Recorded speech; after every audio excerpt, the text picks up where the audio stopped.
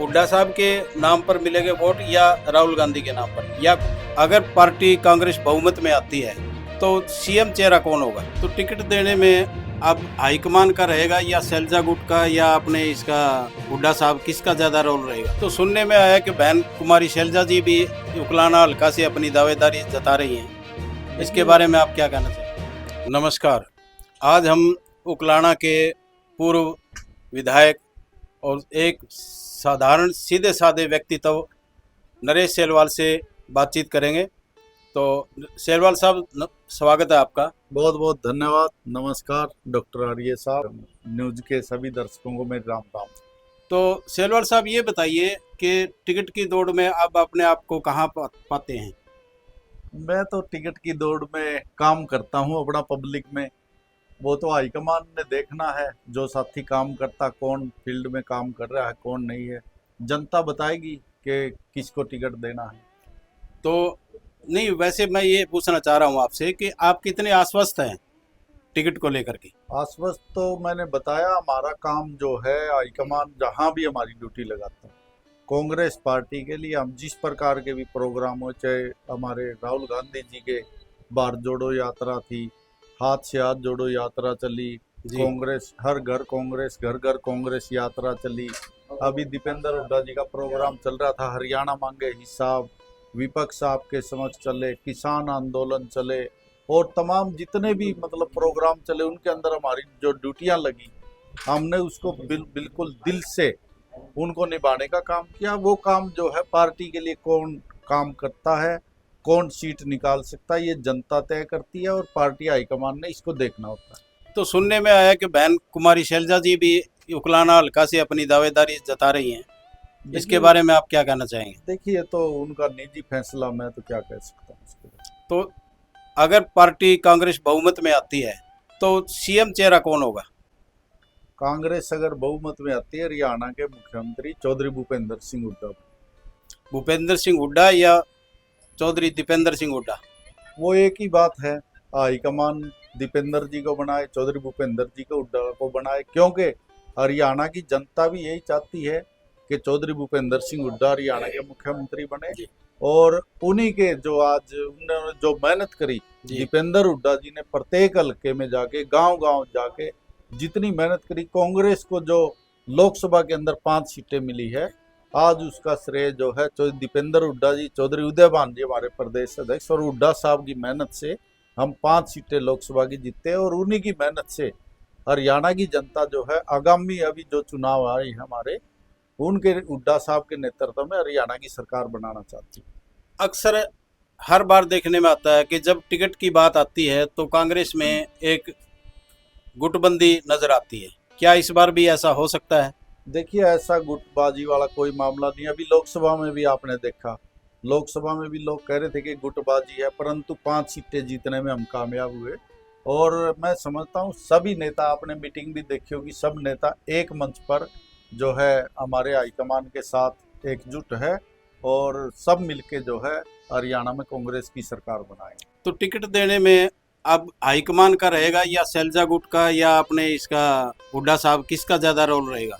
नहीं, बिल्कुल भी नहीं। इस बार जो है हमारे प्रभारी जी श्री दीपक बाबरिया जी, श्री राहुल गांधी जी हमारे जो है पूर्व अध्यक्ष राष्ट्रीय, श्री मल्लिकार्जुन खड़गे जी, सब ने यही कहा कि भाई इस बार जो है किसी का कोटा सिस्टम जो है टिकटों के अंदर नहीं चलेगा। जो कार्यकर्ता लोगों के बीच में, जनता के बीच में काम करता है, उसी को टिकट दिया जाएगा, और जिताऊ मेरिट के आधार पे टिकट देने का काम करेंगे। जो है मैं समझता हूँ ये कोटा सिस्टम इस बार बिल्कुल खत्म होगा। कोटा, लोग कांग्रेस को वोट क्यों दें? कांग्रेस जो है, हुड्डा साहब के नाम पर मिलेंगे वोट या राहुल गांधी के नाम पर या कोई विशेष काम पर? कांग्रेस पार्टी के नाम से। कांग्रेस पार्टी जो है 36 बिरादरी की पार्टी है। बीजेपी ने आप देखो देश के अंदर जाति के नाम पे, धर्म के नाम पे, जो है संप्रदाय के नाम पे लोगों को बांटने का काम किया है। अभी इसका एक उदाहरण तो बिल्कुल सामने है, जो पहले मनोहर लाल खट्टर जी हमारे मुख्यमंत्री थे, अभी इन्होंने मुख्यमंत्री बदला नायब सिंह सैनी को, सिर्फ एक बात के लिए, जातीय ध्रुवीकरण करने के लिए कि बैकवर्ड का वोट हमें मिले, सिर्फ इसीलिए मुख्यमंत्री इन्होंने बदला। अगर 9.5 साल में खट्टर साहब ने अच्छे काम किए होते तो क्या इनको मुख्यमंत्री बदलने की जरूरत पड़ती। तो इस बार मुद्दे क्या रहेंगे आपके मुद्दे चुनाव जीतने के लिए? मुद्दे जो है काफी मुद्दे है। बेरोजगारी का मुद्दा है। हरियाणा जो है पूरे भारत में 38% युवा जो है वो बेरोजगार घूम रहे। सबसे ज्यादा बेरोजगारी हरियाणा में 38% भारत के अंदर। किसानों के साथ क्या हुआ, 3 काले कानून आए, 750 किसान शहीद हुए, लाठी डंडे चलाने का काम किया। बुजुर्गों की बुढ़ापा पेंशन इन्होंने कहा था 5100 रुपये करेंगे, लेकिन आज भी मतलब 250 रुपये करके 10 साल में 3000 बुढ़ापा पेंशन हुई है। बुजुर्गों के जो है बुजुर्ग इनसे नाराज है। ओपीएस के कर्मचारी इनसे नाराज है। दूसरे कर्मचारी जो है हर कर्मचारी के ऊपर लाठी डंडे चलाने का काम किया। जिस तरह से ड्राइंग टीचर लगे हुए थे, पीटीआई टीचर लगे हुए थे, इन्होंने उनको 10-10, 12-12 साल से लग रहे थे। सुप्रीम कोर्ट ने सरकार के ऊपर छोड़ दिया निर्णय कि सरकार इस पे फैसला ले, लेकिन सरकार ने उनको घर का रास्ता दिखाने का काम किया। और मैं समझता हूँ कि बहुत सारे मुद्दे हैं। खिलाड़ियों के साथ सारी दुनिया ने देखा क्या हुआ। हमारी बेटी विनेश फोगाट के साथ आज भी वो बेचारी उसकी प्रताड़ना झेल रही है। सिल्वर मेडल जीतने के बाद भी जो है वो कहीं ना कहीं मुझे लगता राजनीति की शिकार हुई और वो जो है अयोग्य सिद्ध कर दी गई। तो ये सारे मुद्दे लेके हम जनता के बीच में जाएंगे।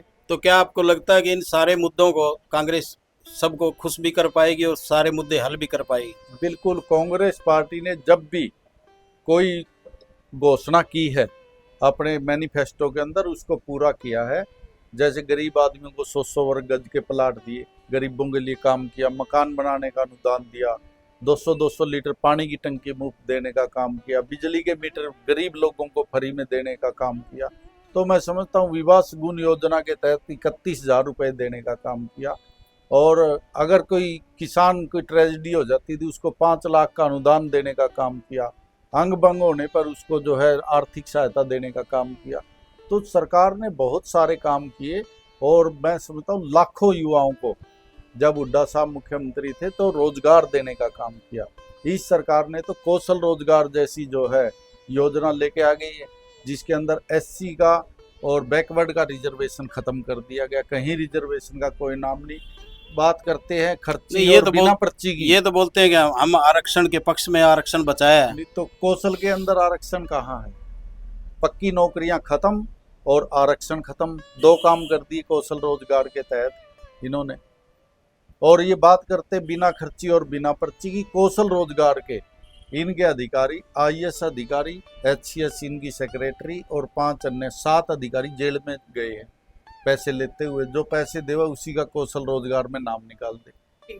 सिटी के उसमें तो ये अगर कांग्रेस आएगी, कांग्रेस पार्टी अगर सत्ता में आती है तो क्या वो लागू रहेगा या वो उसको खत्म कर देंगे? सीटी का मामला जो है अगर सीटी होगा तो लाइफ टाइम के लिए होगा, बार बार किसी को देने की जरूरत नहीं। अब इन्होंने वो एस्टेट भी तो सीटेट भी लाइफ टाइम के लिए कर दिया। इसके लिए हम युवाओं से जो है विमर्श करेंगे, सुझाव मांगेंगे युवाओं से। जो युवा चाहेंगे उसी के आधार पे इसका निर्णय लिया। नहीं, युवा तो यही चाहेंगे ना कि भी एक बार अगर एग्जाम दे दिया तो वो बार बार ना देना पड़े, उसको हम कंसीडर करें।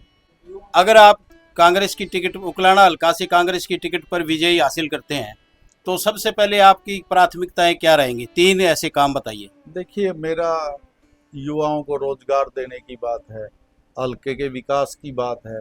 पहले भी जब मैं विधायक था तो उकलाना में से जब हुड्डा साहब मुख्यमंत्री बने 2 तो उकलाना हल्के से 4 लाइन गए। एक तो आपके अग्रवा से गया जो डबाली से लेके दिल्ली तक हुड्डा साहब ने बनाया। एक हमारा राजगढ़ से लेके अम्बाड़ा तक गया जो बरवाड़ा उकलाना से होते हुए गया है। 2 4 लेन आपके अग्रवा के अंदर आरोही मॉडल स्कूल और सेक्टर कटे, और गोरखपुर के अंदर जो है परमाणु संयंत्र हुड्डा साहब की देन है। हेदड़ के अंदर जो है हमारा थर्मल लगा, जो है 4 बिजली के कारखाने पूरे हरियाणा में 43,000 करोड़ से लगाने का काम।